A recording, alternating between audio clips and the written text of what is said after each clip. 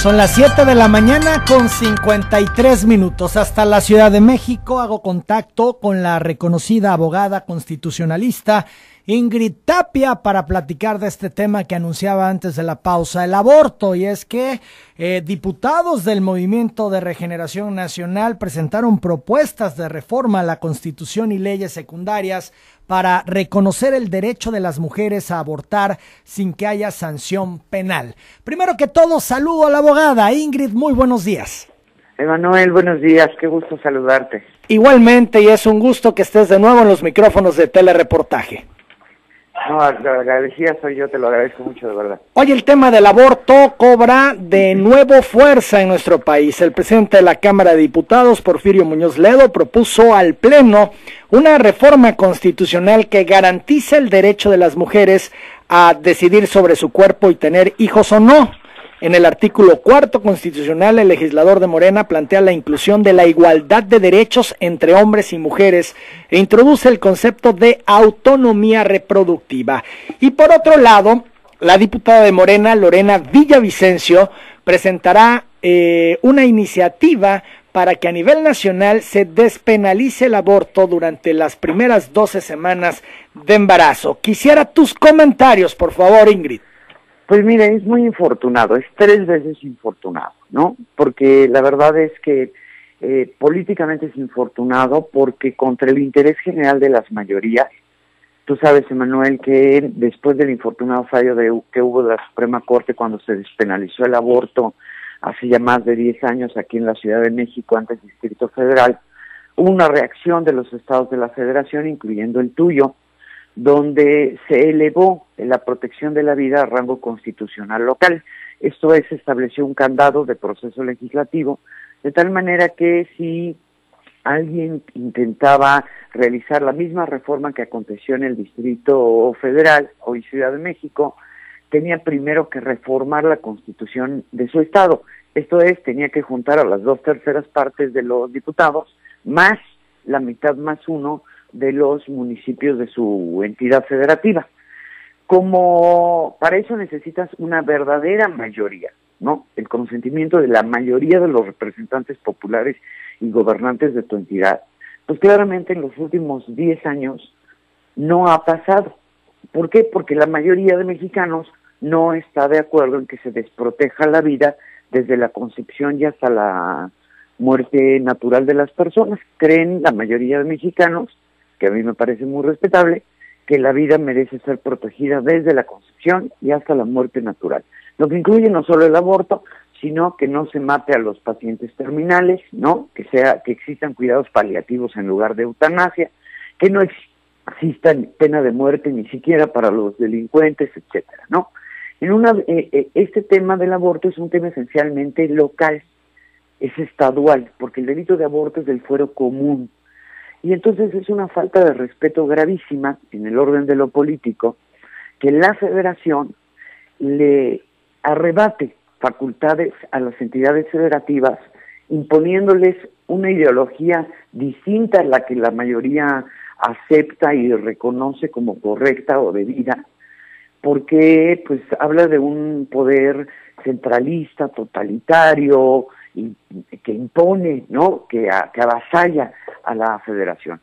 Y si hemos tenido algo políticamente de déficit muy lamentable en nuestro país, pues es este tema del federalismo, Emanuel, de querer tratar a los habitantes del país como si fueran vasallos o súbditos y no ciudadanos de primera. Entonces, el primer argumento que hay que lamentar es un tema de federalismo y de gobernanza.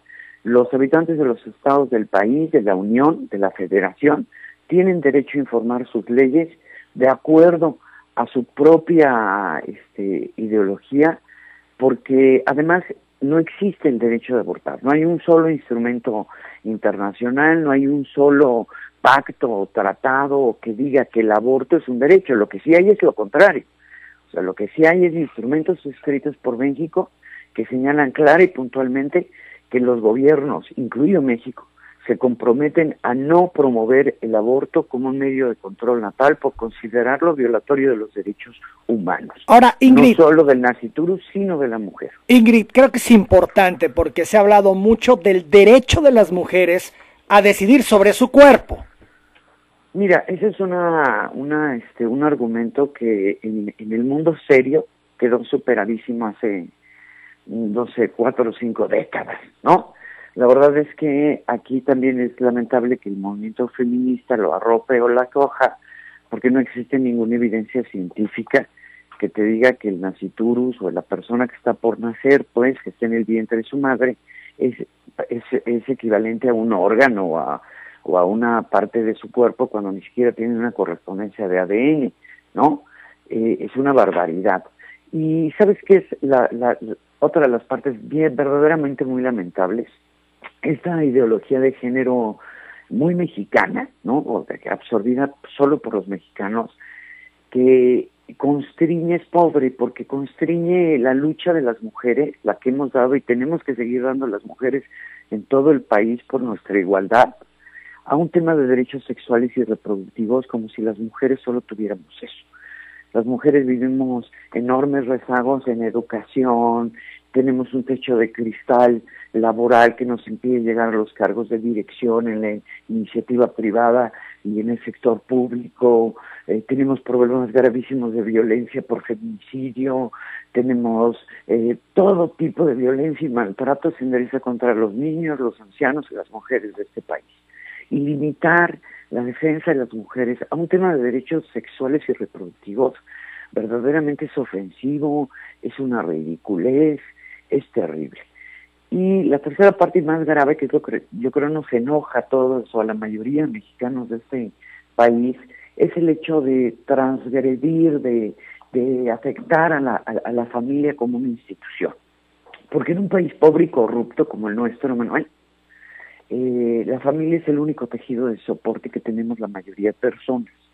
Es decir, si tú tienes un niño y tienes que, siendo mujer, ¿no? Y tienes que salir a trabajar, como no hay guarderías, tú tienes que encargarle tu niño a tu mamá. Tu mamá es la que lo lleva a la escuela, la que lo recoge a mediodía mientras tú estás trabajando, la que le da de comer, porque como el Estado es pobre y corrupto, pues no hay guarderías para las mujeres. Cuando tus papás llegan a viejitos, pues los tienes que llevar a tu casa, ¿no? Y tú tienes que ver cómo les consigues los alimentos y cómo les limpias de sus necesidades y cómo les das de comer, porque en este país pobre y corrupto no hay un asilo donde los acojan amorosamente, los respeten, los traten bien, les den sus medicamentos. Cuando tú tienes, y así te puedo poner 100 ejemplos de que pasan siempre en los países pobres y corruptos, donde las mujeres además somos las que tenemos la peor carga, las madres, las abuelitas, las tías, son las que llevamos todas las de perder. Y entonces, si lo único que tenemos la mayoría de personas es nuestra familia, porque es nuestro único tejido de soporte, pues en realidad es muy mala idea hacer políticas con perspectiva de género y no con perspectiva de familia. Claro. Lejos de beneficiar a las mujeres, es una visión pobre de la política regresiva, que no habla sino de, pues yo creo que de la avanzada edad de Porfirio Muñoz Ledo y de la profunda ignorancia de las diputadas que le siguen, de la verdadera, son más fifís que nada, ¿no? Como usando el mismo lenguaje del presidente electo, porque creen que se atreven a pensar que el tema de derechos de la mujer está restringido a un tema de igualdad en lo sexual y lo reproductivo, como eso tuviera que ver. Entonces, muy lamentable. Yo espero o preveo, ¿no? Si me lo preguntas, que si esto sigue prosperando en la Cámara de Diputados, pues van a tener la misma y exacta reacción que tuvieron los ministros de la Suprema Corte hace 10 años. Va a haber una reacción de las entidades federativas saliendo a defender su soberanía estadual, exigiendo que se respete el régimen de competencias de lo federal, porque no parece, fíjate, es como si un gobernador manda una iniciativa en materia de petróleo, ¿no? A la Cámara. Pues yo creo que todo el mundo se reía del gobernador, ¿no? De idiota no lo bajaban, porque le decían, oiga señor, pues ¿qué no sabe usted que el petróleo es un tema federal? ¿Cómo se atreve usted como gobernador a mandar una iniciativa en materia de hidrocarburos? ¿Qué no ha leído usted el artículo 124 de la Constitución?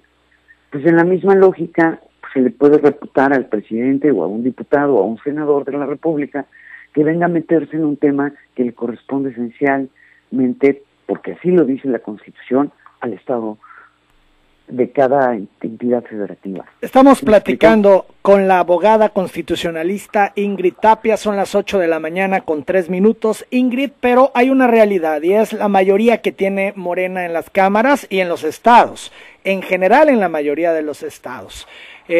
Podríamos dar por hecho que es un tema que traen, si la está presentando el presidente de la Cámara de Diputados, Porfirio Muñoz Ledo, puede ser parte de su agenda. Esto es, podemos dar de hecho que va a prosperar. Pues mira, no será la primera vez. Si prospera, claro que es una posibilidad y en términos estadísticos, pues, o de probabilidad, pues es altísimo que prospere, ¿no? Si prospera, yo lo que espero es la reacción de las entidades federativas en defensa de su soberanía estadual y en defensa del respeto de la vida y la familia, que como tú sabes ya más de una vez han salido a las calles, a tomar las calles más de 1 millón de personas en todo el país el mismo día y a la misma hora para defenderlo. Yo le apuesto a que el presidente de la República tenga muy claro el embrete en el que se va a meter con sus ciudadanos si apoya una iniciativa de esa naturaleza y el costo político que van a tener los propios diputados y legisladores del partido Morena, porque elecciones va a seguir habiendo, ¿no? Y el pueblo cobra, y cobra caro. Fíjate lo que dice la senadora de Morena, Mónica Fernández Balboa. Ella previó que la legalización del aborto podría someterse a consulta nacional a fin de tomar en cuenta todas las opiniones a favor y en contra. ¿Consideras que este tema debe ser motivo de consulta nacional? Ya ves que están de moda, está el tema de la consulta del nuevo aeropuerto, etcétera. ¿Crees que este asunto del aborto, legalización del aborto, debe de someterse a una consulta nacional, abogada? Pues por supuesto que no. Debían haber sometido a consulta nacional la privatización o la del sector energético, ¿no? O de las aguas. No porque es de la soberanía de los estados, es la primera, y dos, porque en el respeto verdadero a los derechos humanos no son objeto de consulta. La vida, la libertad, la igualdad, todo lo que es el catálogo de los 48 derechos humanos fundamentales reconocidos por los países miembros de Naciones Unidas, no son objeto de consulta. Porque claramente incluso hay un fallo de la Corte que textualmente dice los derechos humanos no pueden pasar por el tamiz de la democracia. Y el ejemplo siempre más evidente de esto es Hitler, ¿no? Hitler el Führer fue electo democráticamente en Alemania y realizó todas las políticas de exterminio con la aprobación de la mayoría de un sistema democrático en ese momento.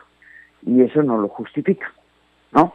Justo por la experiencia que vivió el planeta con la experiencia nazi, Naciones Unidas desde finales de la posguerra estableció que ningún derecho humano podía ser objeto de procedimiento democrático. Ahora, quienes están detrás de esto son grupos de feministas, están buscando esto. ¿Qué hay detrás? ¿Cuál es el fondo, Ingrid? Tú te has metido al tema, sabes, conoces. En los países corruptos y pobres como el nuestro, Emanuel, el fondo, por desgracia, siempre es un tema de dinero, ¿no? Y te lo voy a explicar en el caso del Distrito Federal. Cuando se despenalizó, o se puso la eximiente de responsabilidad en las 12 semanas aquí en la Ciudad de México, se pensó originalmente que eran grupos feministas que habían triunfado en una de sus luchas, equivocada o no, y que eso era lo que había pasado. La verdad es que semanas después de que se despenalizó, el jefe de gobierno entonces de la Ciudad de México, era Marcelo Ebrard Casaubon, salió y emitió un comunicado que la Ciudad de México no tenía suficiencia estructural hospitalaria para prestar los servicios de aborto. Lo cual es una ridiculez, Manuel, porque tú, como todos los amigos que nos hacen favor de escuchar, el único lugar de México donde hay hospitales muchos suficientes y altamente sofisticados para dar cobertura a los habitantes, es el Distrito Federal, consecuencia de que muchos años dejaron a su suerte a los habitantes del resto del país y se pusieron a construir los gobiernos, los hospitales en México, ¿no? En la Ciudad de México, en todos los hospitales de renombre, de prestigio, grandes, inmensos, están en la Ciudad de México, en detrimento de toda la patria, ¿no? De todo el país. Pero se echa esta vacilada el jefe de gobierno para subrogar los servicios de salud. Y subroga los servicios de salud pagando por la práctica del aborto 7,500 pesos a una empresa, una sola empresa, que se llama Mary Stop. Si tú multiplicas los 39,000, ¿tienes ahí una calculadora, Manuel? Sí, a ver, dime.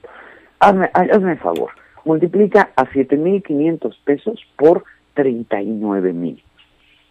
7,500 por 39,000. No, 7,500 por 39,000. Sí. Son 292,500,000 pesos.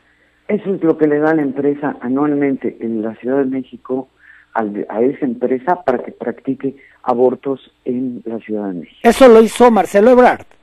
Claro, y así sigue desde Marcelo Ebrard y por todo el tiempo que ha estado el jefe de gobierno saliente Mancera, ¿no? Tú dime en qué empresa, y además los abortos que provocan, pues generalmente son pues químicos. Entonces tú entras a una empresita de estas, tiene 18 cliniquitas, ¿no? 18 establecimientos, que yo creo que un hospital veterinario está mejor equipado, porque lo único que tiene es una recepción y una camilla de esas de exploración, ¿sabes? Ginecológica, de esas que tienen donde se abren las piernas de la paciente para la exploración visual y manual de un médico o partero. Es todo el equipamiento. O sea, montar un changarro de esos, porque son changarros, literalmente, cuesta, yo creo que del orden de 400,000 pesos. Dime en qué negocio o en qué actividad económica tú inviertes 3 millones de pesos y ganas 290 millones de pesos. Impresionante la cifra que nos das y las revelaciones que nos haces, Ingrid, porque es información que de pronto no tenemos acceso, que no conocemos.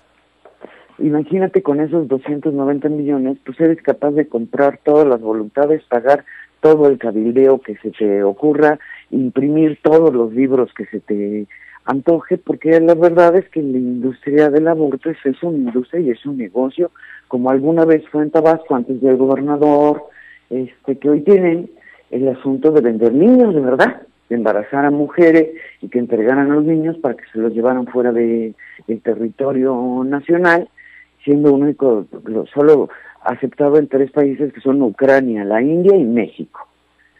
Bien. ¿Cuánto cobra una clínica de allá en Tabasco? $150,000 por procedimiento de fertilización. Pues imagínate tú, si no es un negocio y si no pueden hacer con ese dinero cualquier cosa en lesión de la vida y del interés de la mayoría, Manuel. Ingrid Tapia, siempre interesante, te agradezco mucho estos minutos. Yo a ti y un saludo a todos los habitantes de Tabasco y a tu importantísimo medio, les mando mi cariño y mi gratitud de siempre. Muchas gracias, Ingrid, buenos días. Bye bye. Hasta luego. Es la abogada constitucionalista Ingrid Tapia hablando de este tema tan importante. La legalización del aborto que propone Morena en la Cámara de Diputados Federal. Ya escucharon ustedes los comentarios de la abogada, las revelaciones, ella tiene acceso a información y por eso las comparte esta mañana con el auditorio de Telereportaje. Necesita abogado, tiene problemas laborales.